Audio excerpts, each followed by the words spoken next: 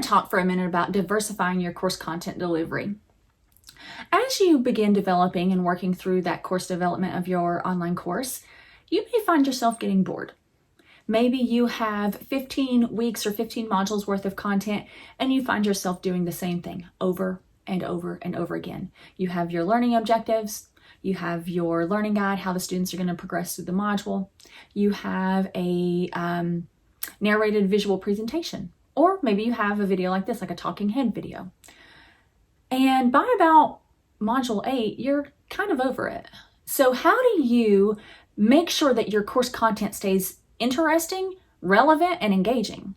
Well, you can utilize some of the alternate presentation methods instead of relying on one single delivery style. So for example, you're able to use interactive presentations. We have a couple of resources available that help you create those interactivities, those interactive elements. We have the ability to not really rely on video. Sometimes video just doesn't work for a particular subject or a particular module. Sometimes you could transmit the same information using a podcast. Sometimes you may not need a multimedia element, and instead maybe you need case studies or some other text-based instructional method where the student can interact with the text of the content instead of listening to a presentation of it. So we have some options available to you. My thought here is that you may want to consider kind of switching it up every so often. I'm not talking about charging yourself with going out and creating Constyle Academy videos or going out and creating interactive elements for every single learning module in your course.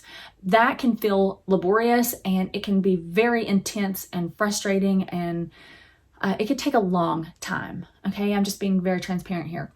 But what I do want to encourage you to do is just reflect on the areas of your course where you may get bored. Where are some of the more dense content areas in your course? Where do you feel like the material needs to be jazzed up a little? Or maybe you're just out of ideas. We work with a lot of people who come to our office and they say, Chelsea, I have no idea what to do with my course. And so at that point, we can really pull together our resources. We can bring in our video experts. We can bring in our animation resources. We can go over to the eStudio. We can go and look at some free and paid resources that are available to us on the web and think about what is going to make a difference in your course.